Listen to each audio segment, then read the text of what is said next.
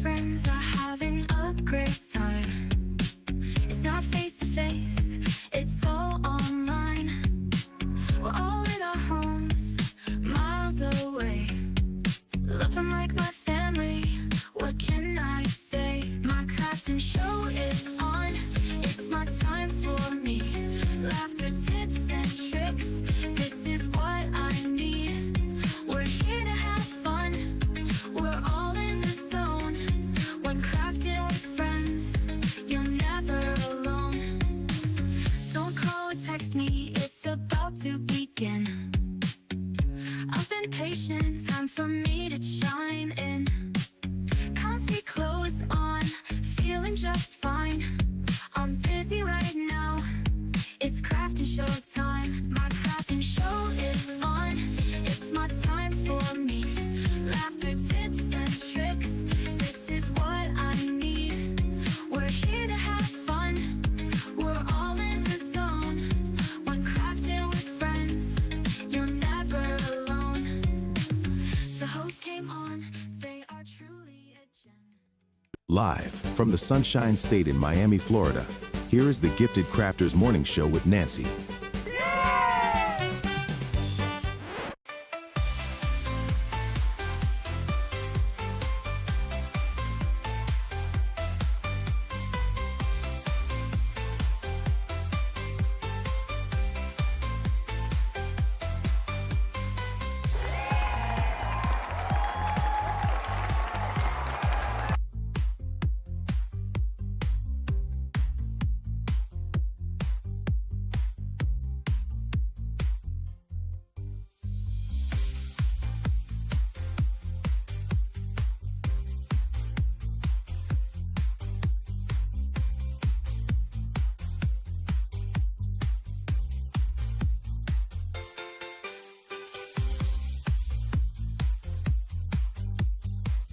Let's have a good time. Ooh, time to get our craft on. Ooh, time to have fun. Ooh, time to feel good.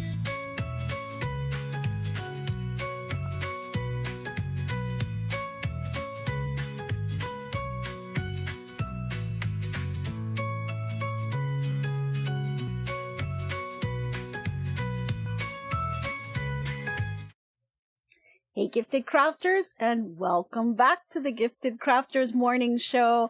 Happy Monday! We are back at it again, and another fun-filled week of all kinds of things that we have planned for you. So I hope you really enjoyed this hour with me. Let's see. I see a bunch of people here from a bunch of different places. Everyone talking about the weather. Yeah, some crazy weather out there. I'm in sunny South Florida, and if you're tuning in for the first time, my name is Nancy with GiftsHQ, and I host these daily sessions to just talk about everything under the sun, under crafting, right? But here in Florida, it has really been a scorcher. It was really, really hot this weekend. So I did get some crafting time on Saturday, so I was really happy about that. We did do our Saturday Crafternoon shows, if you were able to tune in. So that was a lot of fun. And then the rest of the day, I pretty much stayed in my craft room.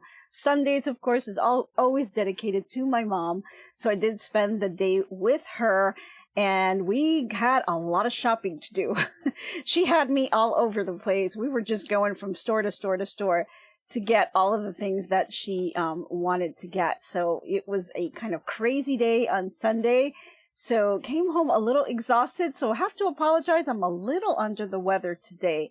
Not feeling particularly my best, but we are moving forward because we've got lots of stuff to talk about and do. So I hope you guys really enjoy the content that I'm going to bring to you today. Okay, so if you haven't already, go ahead and grab your favorite drink. I've got my water today and my big cup today, so don't have my big mug, but I've got my little cup today, and it's still filled with water. So I'm still kind of going through my water.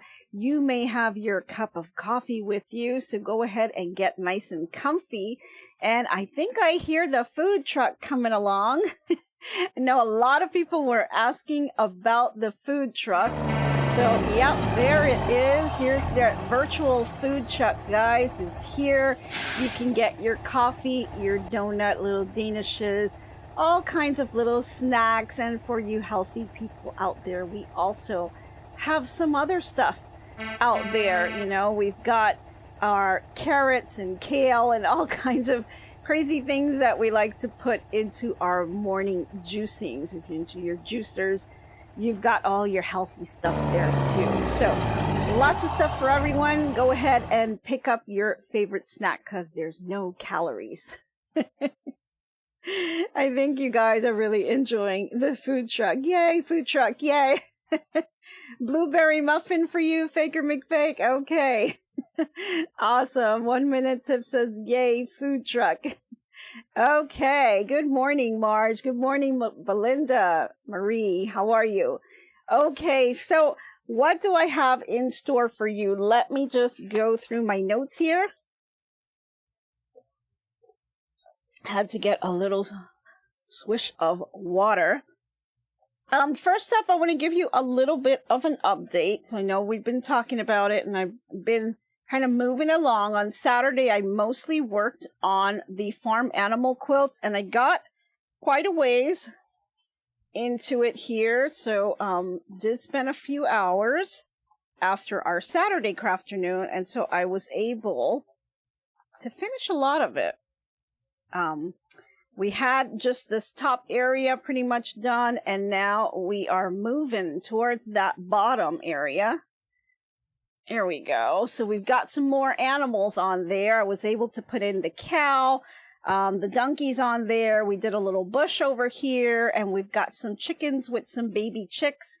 And I did put in a fence, and I left a big gap here because I'm going to be putting the little kitty cat sitting on top of the fence over here.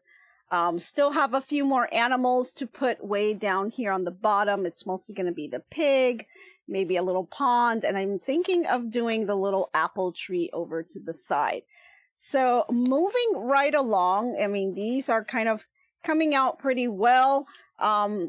It takes a while, and you know, you don't realize how many little tiny pieces is taking for these little animals. I mean, it's not a lot of fabric that it takes at all. Oops, so sorry. Hold on a second. My mic kind of popped out here. Okay, sorry about that. So let me move this over so you guys could see these pieces here. Yeah, there we go. And so here, you know, I've got a couple of things, and you know, I think I like the way it's coming out. It's coming out pretty cute. Probably a couple things I would change if I would do it another time. But I'm not quite sure yet because it's still not done. So I'm still kind of moving things around and kind of playing with that. So, you know, more to come on that. It's just, you know, almost there. I think the next time you see it, it will pretty much be done. And I'd really like to get the borders put on there. And I'm thinking of putting kind of a red and white polka dot border to kind of give it that little farmish look, or a little bit of some farming fabric that I think I have over to the side. So yeah, it's coming out pretty good. I'm pretty happy with it. I think it's going to be great. But you know, it does take a lot of time to stitch them all out, and but I was able to do a couple of hours on Saturday, so I was really happy about that. I don't know the song. Old MacDonald popped in your head. Yeah, I guess, right? It's gonna be a cute little quilt for a little one, so I think it'll be really, really neat. Okay, so that was just the update that I had for you on that. Let's see. In terms of announcements, I didn't really have too much for announcements, just that we're still approaching 10,000 subscribers. So we're excited about that. And, you know, we're hoping to make a little extra fun show for that. And I think it's going to be a lot of fun. So more to come on that once we get a little bit closer. Am I machine embroidering the animals on? Yes, I am. I am, and this is a design by Sweepy. It is called Farm Animals, and you can do it with a 5x7 hoop. So it's specific for, you know, if you have those flatbed machine embroideries that only use small hoops, this is perfect for that. So definitely. Am I cutting out the animal pieces with the scan and cut? I could, but you know, they're so small, and I could do that, but I haven't been. I've been kind of just throwing it on there, because I didn't want to pull out the scan and cut. So I was just not doing it with the scan and cut, but you certainly could. You certainly could. I did not this time though, but I will be doing that for another quilt that we'll be doing soon. Yeah, so I didn't do it for this one. Let's see. Oh, Krissa, you had some electronics due to some crazy thunderstorms. Took forever for them to come back on. Oh boy. Well, I'm glad you're back on and you have electricity, so you're good. Okay, awesome. Yes, Sweet Pea, Cindy, it's Sweet Pea. Yeah, they have some pretty cool designs. They do some pretty ones. They've got quite a number of quilt-alongs that you can do, sew-alongs. They got some pretty designs on there. So that's a good one to have on your list, definitely. Alrighty, you're at work and you're listening in the background. Oh boy. Okay, so what I wanted to talk about today, on Friday, I believe it was Friday, sometime last week, we talked about a block that I was making.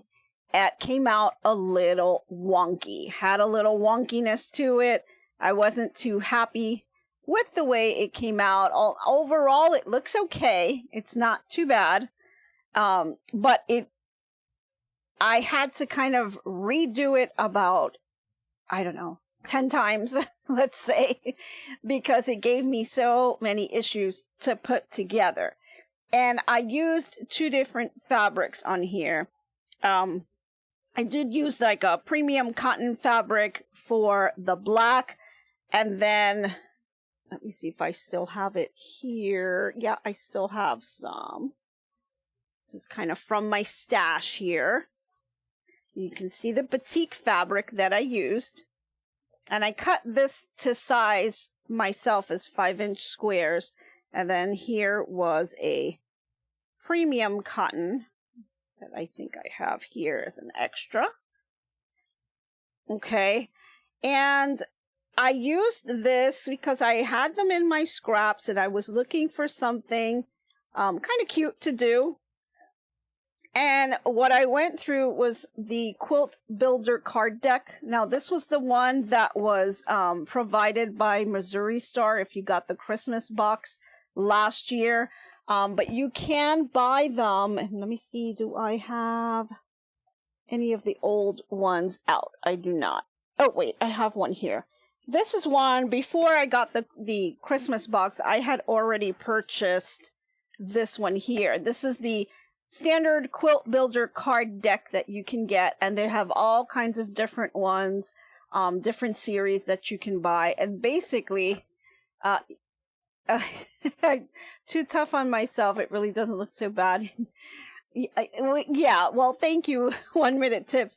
I just, was really struggling so much with the block that I thought, you really shouldn't have to struggle this much on this block. And then I realized why, and I'll share some of that with you. But anyway, on these blocks, these kits that you can buy, they're pretty neat because they give you a lot of different options to make different types of blocks. And I know that there's tons of quilt kits and things out there that do like sampler quilts.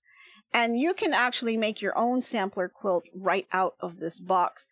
And it basically gives you everything that you need for these. So it will tell you for each block, let's say for this one, for example, it'll tell you on the other side how many fabrics you need, how much of each fabric, and depending on what block size you want to do, if it's a 6-inch, 8-inch, 10-inch, 12-inch, or 36-inch block. So they go quite big. And they give you all the information here as how much you need and what you need to cut and the sizes and all that. So you can basically make your own block with these. And then you can kind of make your own sampler if you wanted to. I'll show you just a couple more if I can grab some here. Here's one. On one side, it has what the block looks like. And then when you flip it over, it tells you the name of the block and the cutting dimensions for each size and how much you need of each one. So, you know, they do give you one colored picture here. The rest are kind of grayscale. So you'll know which one is the darker fabric, which one is the lighter one, and so on and so forth. But they do give you a colored one so you can get a good visual of what it would look like. So it gives you the opportunity to kind of make your own sampler quilts, and it gives you all kinds of different challenges because there are some that use a lot of fabrics and there are some that don't use as many. And so what I did was I wanted to find something that didn't use too much fabric to see if I can kind of just make this pretty quickly and just show you guys how to do it. But as I went through the deck, since I took it from this deck here, I did the one that's called, let's see, where's the name here? The Nordic Sweater Mosaic. And this is the card here, what it looks like, and you can see how mine kind of came out. And then here's the flip side. It only uses 2 fabrics, one white and one dark. And they're basically half square triangles that you would put together. Now, where I think I kind of went wrong, well, is that when I was doing this block, I did not starch my fabric. And because these are this block, or this specific block, is based off of half square triangles, you're cutting on that bias. And we all know what happens when you are dealing with the bias. You've got the little fibers that are stretching their legs out and moving around all over the place. So what I did not do was treat my fabric before. And so because of that, I had all kinds of issues going on with the block. But I did finally get it okay. But, you know, I ripped it apart so many times I wasn't happy with how it came out because it was just kind of wonky to me. So although it looks okay, it's just, to me, you know, could have been better, or at least the whole process could have been better. And so I wanted to kind of really take a look at the different starch options that are out there and how they impact our fabrics. So what I did was kind of just take a couple of some charm squares that I have here. Now these are all cut the same size. We're going to do probably different colors. Let's see, 1, 2, 3 here. And we're going to follow the same steps here. And I wanted to kind of experiment a little bit with you guys. We're going to take 3 different starches. We're going to use Mary Ellen's Best Press, which I think a lot of us are pretty familiar with this brand and, you know, use this starch quite often. Some people may also use their own starch. Maybe you have your own starch recipe that you want to share with us today. There's quite a number out there, but if you have one that you particularly like, please let us know because I'd like to know that. Where did I get the box of blocks? Box of blocks. Oh, these boxes. These, I actually got this. I believe you can get it on the Amazon store. Check on my Amazon. I believe I have them listed, but look on Amazon, type in Quilt Builder card deck, and you should have a number of the ones that come up. There's like box 1, box 2, box 3. It kind of goes on and on. This particular one is one that was made specifically for Missouri Star. So this is a Missouri Star Company special edition one, and this came with the Christmas box if you purchased the Christmas box last year. from Missouri Star, this was one of the items that came in the box. So this one is specific to them, but it is very similar to the one that I purchased here. I mean, they both have 40 blocks, 8 different layouts, and of course you can make tons and tons of different opportunities with that. But they're exactly the same in terms of the amount that you get. This one is just very much geared towards Missouri Star, and this one is just their normal one. They do have a Christmas quilt block card set as well. That's one that's specific for Christmas. That one looks pretty neat also, but they try not to repeat some of the same blocks, so just check them out, but really look to see what they have, to see if they're the kind of blocks that you would like to have. So yeah. Okay, a little swish of the water here. My throat is kind of going off and on. So we're going to look at the Mary Ellen's Best Press. We're also going to look at Faultless, which is the Niagara original finish. This one is a pretty popular item. You can get this at your local Walmart as well. So a lot of people use this as well. Got some issues with this one a little bit, but we'll talk about that. And then, of course, we have Material Magic. For those of you that are familiar with that one, that this will really make any fabric stay still. And we'll kind of demo that one as well. So those are the 3 different starches that I want to give a try with on these fabrics, and we're going to cut it on the bias and see how it does and how much it shifts. And that's why I've got my ruler out here too, because we're going to do some measurements and see how different the fabric will move around when you're using these type of things versus nothing, right? So we'll probably get one more here I'd like to pull in, and this will be the one that does not get treated at all, just so you could see the differences on here. Okay, so before we get to all of that, let's run over to our crafting news, because we got some breaking news, guys. Let's see what we've got in our news area.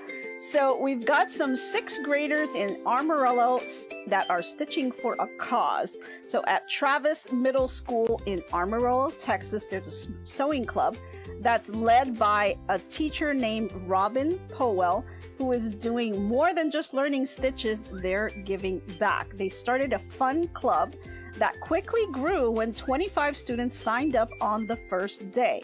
They've donated machines and fabrics, and the kids kind of teamed up, and they made all kinds of quilts. And now those quilts are being donated to Transformation Park, which is a local shelter helping people in need. So the students are proud to use their new skills for good. They work hard, and it helps them make them happy that they're helping others, said one of the 6th graders. Now, these young crafters are stitching love and kindness in every quilt. Isn't that amazing? That's really exciting. I love that our future generation is really gearing up towards this sewing and quilting, and they're really helping out. Okay, then we're gonna move over to Duncansville, Pennsylvania, where we have a group of kind-hearted crafters called the Patriotic Peacemakers. And they've made and nearly given 300 handmade quilts of valor to veterans over the past 3 years. Each quilt is red, white, and blue, and they're made with care, love, and respect. We've got Connie Shaw, who started the local chapter to help to honor her father-in-law, who was a World War II veteran. And the volunteers gathered every month at her quilt shop to cut, sew, and stitch the beautiful 60 by 80 inch quilts. Every quilt has a veteran's name, a military branch, and the years of service on a special label. So some quilts go to older veterans like Bob Hampton, who served for 18 years on the Air Force, and others are given to those that are still serving. Many say that they receive a quilt and that it helps them because it's emotional and it's healing, especially for Vietnam veterans who weren't thanked when they returned home. That's really amazing. Now, we just love our troops, and If you have not checked out one of our songs, we have a patriotic quilt song that's really amazing, and it really touches the hearts of a lot of the families that are out there. So if you haven't heard it, go ahead and listen to that, because that's a pretty nice song. If you're in a chapter or you're in a quilt guild and you're doing something that's around the Quilts of Valor, it's the perfect song for some type of a ceremony like that. Okay. Then let's move on to our youth sewing club in Kissimmee. So kids and teens from kindergarten through 12th grade are invited to join the Youth Sewing Club on Monday, May 19th from 4 to 5:30 p.m. at the Chambers Park Community Center in Kissimmee, Florida. They've got a hands-on class that's going to teach you how to work with all kinds of fabrics, from soft, stretchy, thick, and more. And you'll learn what kind of tools to use and how the different materials behave when you sew them. Kind of like what we're doing today. So it's perfect for beginners or anyone who wants to boost their fabric know-how. For details, go ahead and check out eventbrite.com. And that's again in the Kissimmee area. So if you're in any of those areas or nearby and want to stop by and check it out, please do so. So again, guys, if you have any information that you would like for us to go ahead and give out, look at the link below. There's just little form for you to fill out. If you've got a birthday coming up, I'd like to know as well. We can do little shout outs and get the information out to everyone. So go ahead and fill out that form and let us know for any events in your area. Okay, so now let's kind of get back to our project here. And like I said, we're going to go with all 4 of these. So the pink one here is going to be the best press. We're going to do the faultless here on the orange, and then the Tyrial Magic will be this aqua color here, and then the yellow will have absolutely nothing. So I've already got my iron up and running, so I'm going to go ahead and bring this over. We're just going to give one quick little press to each fabric here with nothing on it, just a press. And I'm going to try to do at least everything exactly the same so we can see all of this coming together. So all the fabrics here, nice little press, just to start it off like you would any other project. And here's the yellow. Okay. Okay. So I'm going to hope that I keep this in the right order, and you guys let me know if I get out of order. Please help me out here. Okay, so we're going to start with this little fuchsia colored fabric, and I'm going to go ahead and I'm going to hit it with some best press here. So here's a couple of little shots of that. And I'm going to just kind of let it sit for a little bit. So I'm going to move it over here. And then we're going to move over to the orange. And the orange will be the faultless over here. And I'll go ahead and hit that. Probably did a little more than I wanted to, but okay. Let's let that sit here for a bit. And then we have here some Tyrial Magic. I'll try to hit that. I'm kind of putting my hand because I don't want any of the other fabrics to get that. And I think that's on that spray. Okay. All right. And then we have the one that's not going to have anything at all. Okay. Now we're going to go ahead and we're going to hit this with the iron. Let me scoot these over a little bit. Oh, actually, I'll move them over here. So I don't want them to be in your way so you guys can see.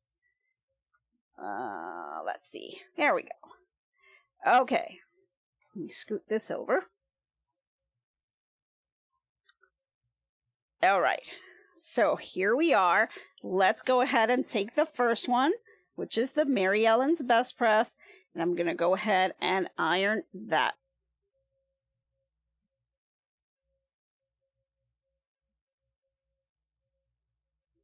Okay. Now we started off with 5-inch squares. So let's go ahead and do the next one. This one is the faultless.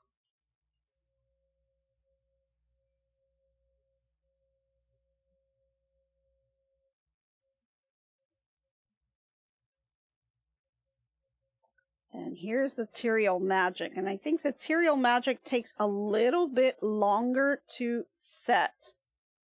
So I'm just going to give it a few minutes on that. Just because I believe this one takes a little longer to sit a little bit. And I see it, it's still kind of getting the fabric wet. So we'll just give that one just a minute. And then we have the one with nothing. So let's just gonna use my mat just so you guys could see it here. We have the one with nothing. And I'm gonna go ahead and place that here. And you know, 5-inch squares are sometimes not exactly 5 inches. So let's take a look. And you can see here, it's slightly above the 5-inch mark here, right? If you're looking, because you have these pinched edges here. So, you know, do you do the peak or do you do the valley? That's always a big question when you're looking at these squares.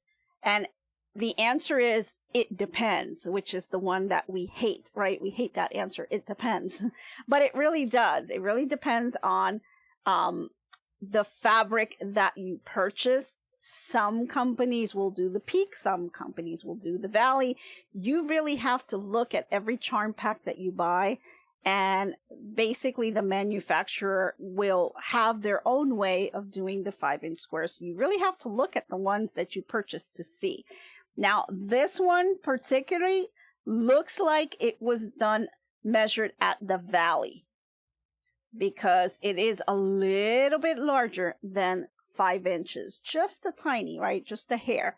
But that's something you have to look at as you continue to kind of work on your project. So again, this is the one with nothing. Now, this one I just treated with some Best Press. And let's line this one up as well, just to see. It more or less looks almost about the same. So I think we're okay there. And then we're going to have this one. You can see it's a little bit not as drapey, right? We're going to go ahead and put this one down. This one shrunk a little bit.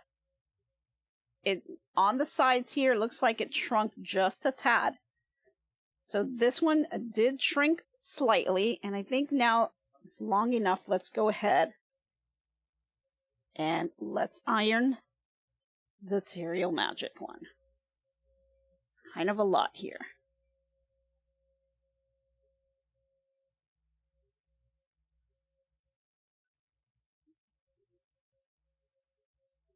There we go. It's getting better. And I didn't hit it as much. It kind of squirted in one area more than I wanted, but that's okay. And I can already see that it's kind of lifting a little bit, like a little bit of a paper would, right? It's pretty solid. So yeah, let's see how this one did. See how it kind of curls up here on the edges? I don't know if you guys could see that. It's kind of curled. It's really not straight. It's kind of curled up and it's very stiff. So if I put this down here, you can see it's significantly shrinked. Right? It's not even passing the mark. So it's very, very different than the others. So let's now go a step further, because one of the things that really makes a difference is when we are cutting and using it on the bias. So I'm going to go ahead and first I'm going to take the square that was not treated at all. And let's go ahead and line this up. I'm going to do corner to corner here. I'm going to scoot this over just a tad.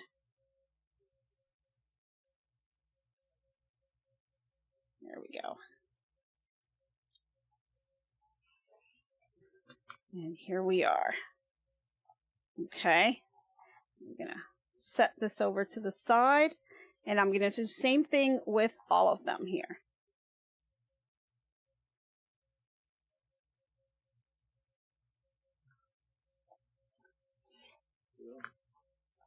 Okay. And then we have this one here.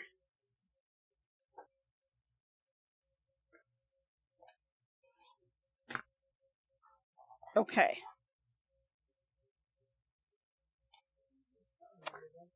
Okay. So now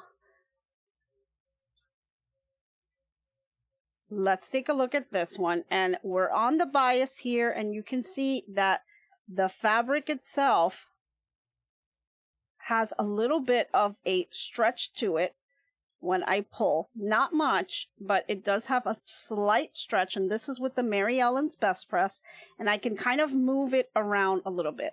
I'm going to just take one half of it, and then let's compare it to the second one. This one is the Faultless.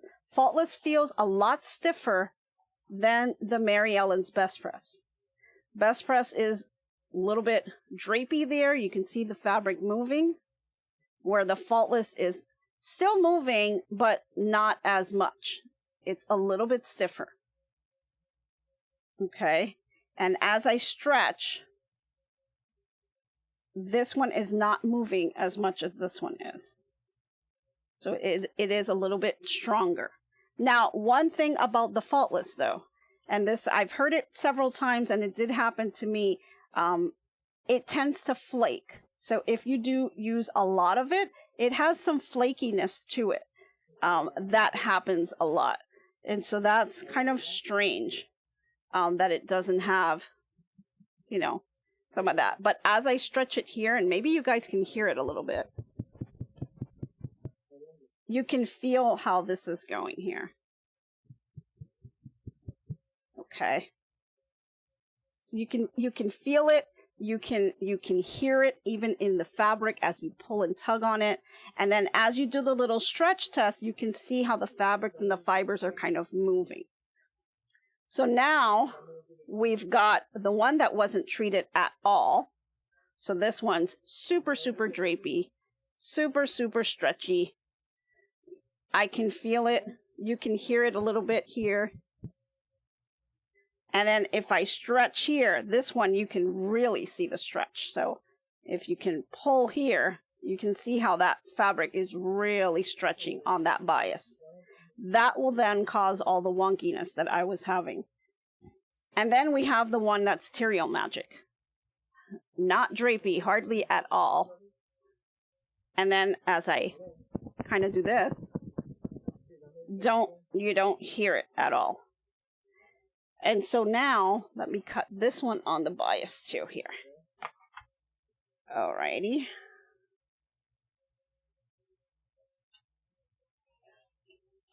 Well, I felt the difference even in the cut, I can tell you.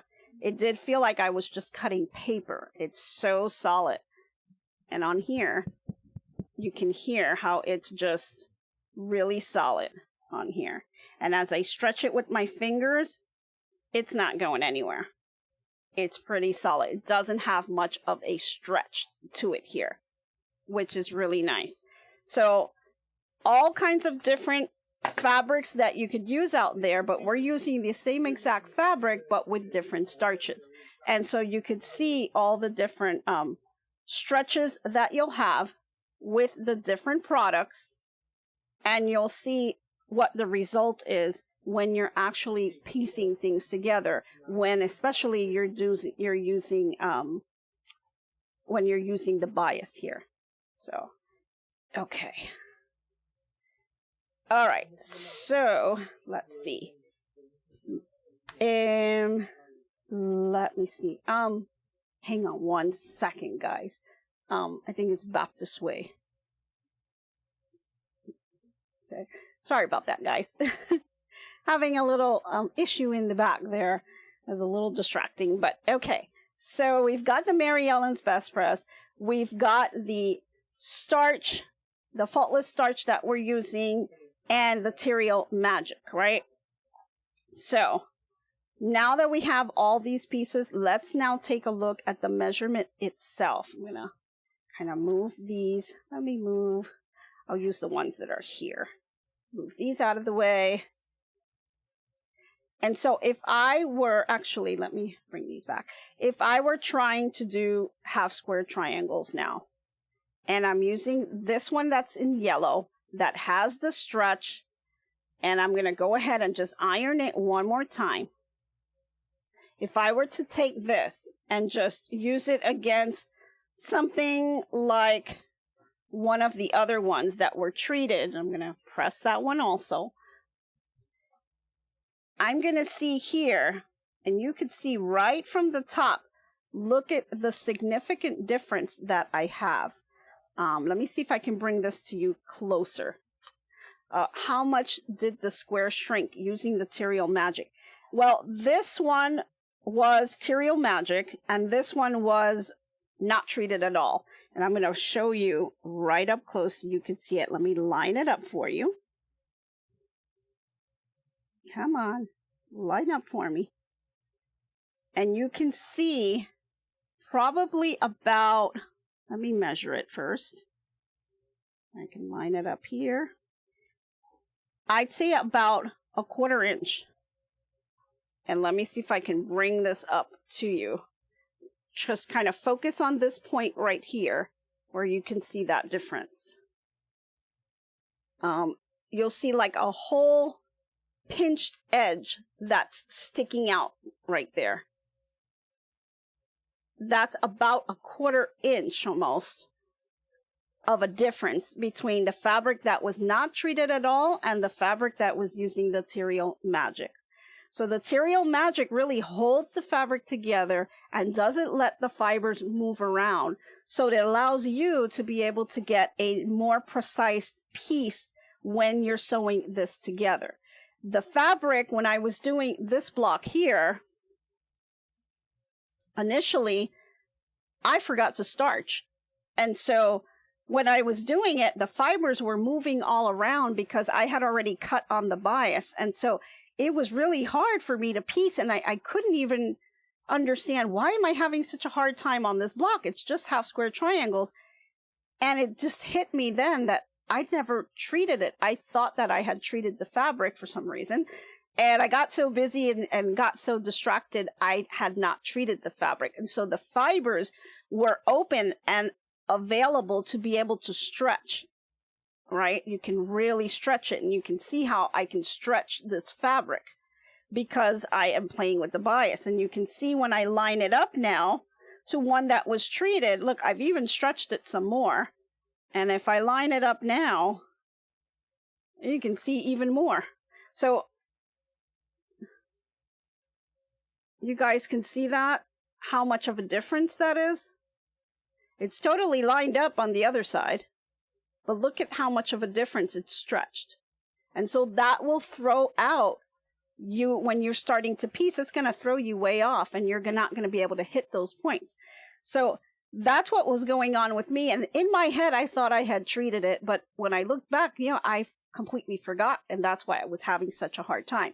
So it's really important to go ahead and pick whatever your favorite starching item is. Go ahead and pick it and stick with that throughout the whole project.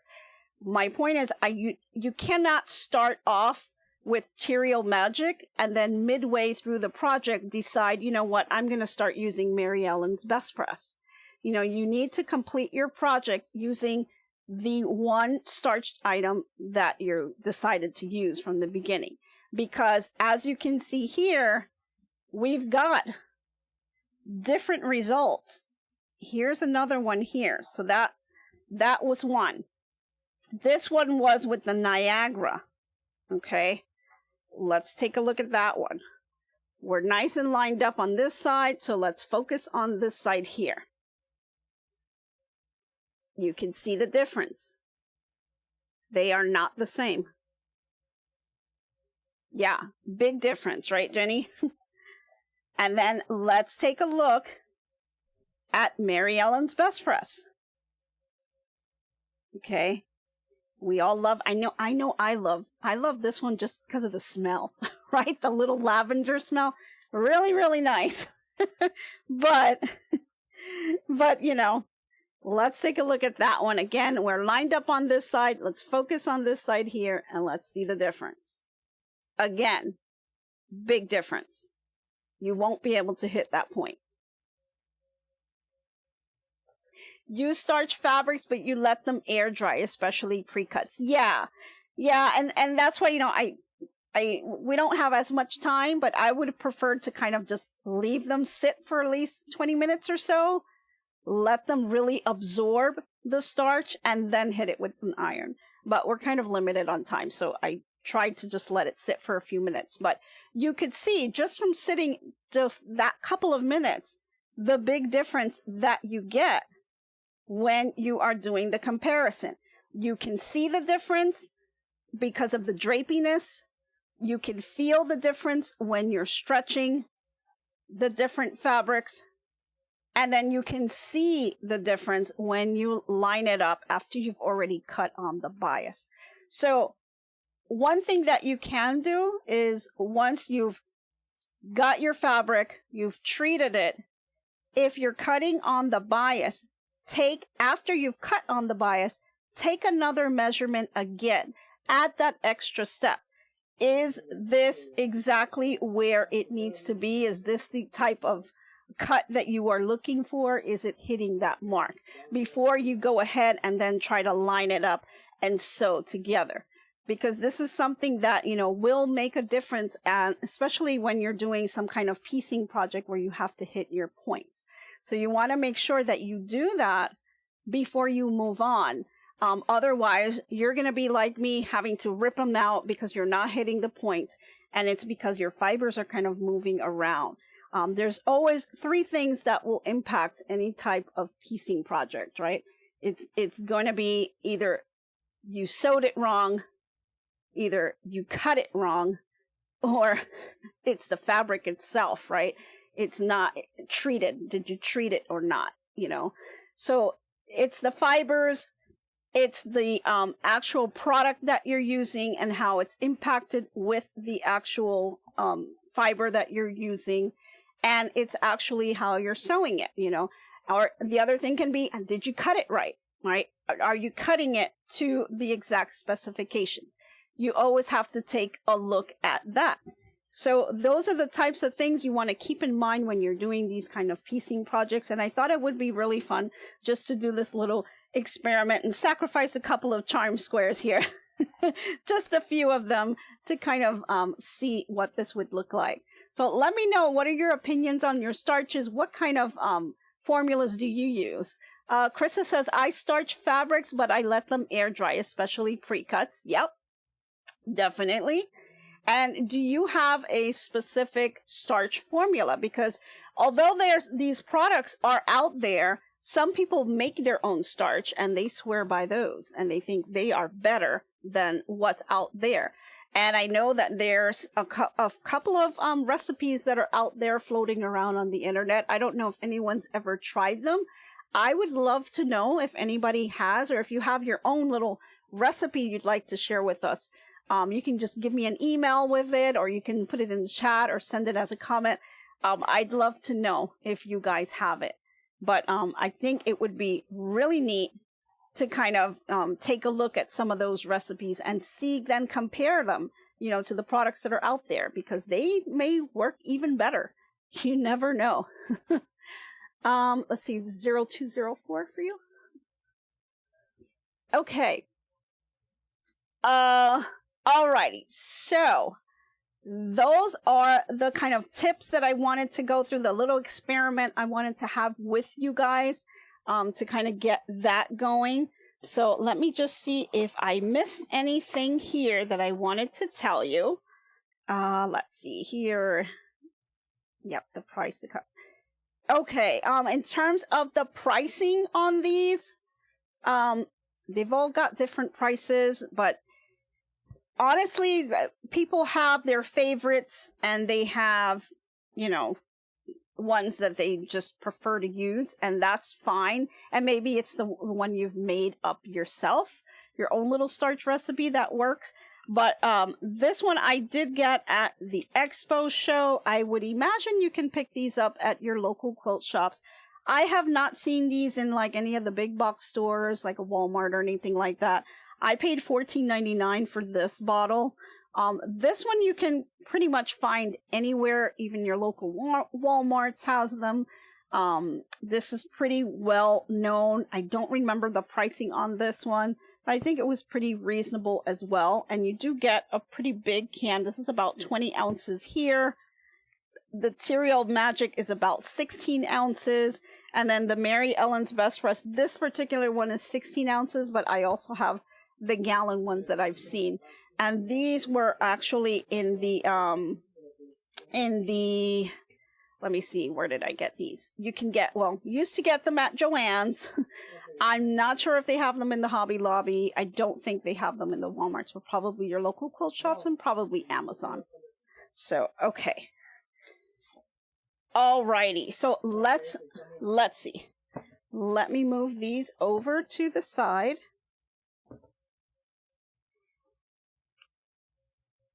Okay. And I think now we are ready to kind of move over to our inspirational quote of the day. Do we have that up? Let's see. Alrighty. So for the inspirational quote of the day, let's see what we have today. You've created joy for others. Don't forget to create it for yourself. Awesome. So that is your quote for today. Always try to do something for yourself, because if you do something for yourself, you'll be helping others even more. So don't forget that. That's always good to do. Alrighty, so our top 5 comedy for today is actually going to be a top 3 today. Okay, so we're going to do our truth or fabrication. So guys, get ready to tune in. Which one do you think is true? Pick either number 1 or number 2 and let us know in the chat. Number 1 is so expensive. A $1.6 million pair of shoes at Harrods, woven from platinum thread and set with 642 rubies, is displayed in a bulletproof case. Is that true? Or, so complicated, a fashion designer created a dress with 102 unique buttons valued at over $100,000. Which one do you think is true? Number 1 or number 2? So type that into the chat. After reading the 2 of them, which one do you think is actually the truth? Is it number 1, so expensive, with the $1.6 million pair of shoes, or is it number 2? Number 2. Robin says number 2. Alrighty. Okay, so the answer is number 1. 1.6 million pair of shoes at Harrods. Yes, that is actually true. Okay, and our second one for our truth or fabrication. Number 1. So no, a tailor was arrested for secretly sewing his business card into a jacket without the customer's permission. Is that true? Or, ouch, a woman in Mexico performed a C-section on herself with a kitchen utensil, delivered her baby safely, and then had a nurse stitch her up with a sewing needle and thread. Which one is true? Yes, I know, right? Crazy. Hey, I don't make this stuff up, guys. Unless it's fabrication, right? Which one do you think is true? 1 or 2? And the truth is number 2. Yes. Ouch. That is actually true. Crazy, huh? Alrighty, let's move to our third one. It's called Stop That. A second grader was told to stop sketching famous paintings at a museum because the guard thought she was violating copyright laws in North Carolina. Or is it number 2? Pretty Colors, a world-renowned designer created by the Shamlin jacket. I can never say that name. It changes the color depending on the time of day. Which one is true? Is it the chameleon jacket, or is it the second grader who was told to stop sketching famous paintings? You're horrible at this, Robin. Which one is the truth? Okay, I see the answers coming in. Okay, let's reveal which one is the truth. Is it number 1 or number 2? It's number 1, the second grader. Yes, they were told to stop sketching famous paintings. Isn't that crazy? Alrighty, and that is it for our truth or fabrication, guys. Okay, well, thanks for putting up with me for this hour. We've had some craziness going on. I know I'm not feeling at my best today, but I hope you really enjoyed this and you found this a little bit informative to help you with your piecing. Thank you guys so much for tuning in today. I really appreciate all your support. Thank you again, and I hope to be crafting with you soon. Bye, everyone.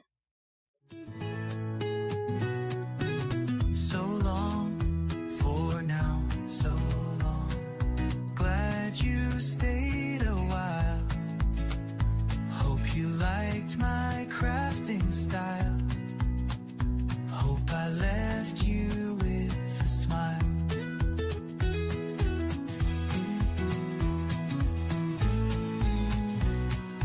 By now, keep your mind and space clutter free. Hope your day is bright as can be. So long, my friends, till we craft once again. Bye now, stay crafting. See you tomorrow. So long, my friends, till we craft once again.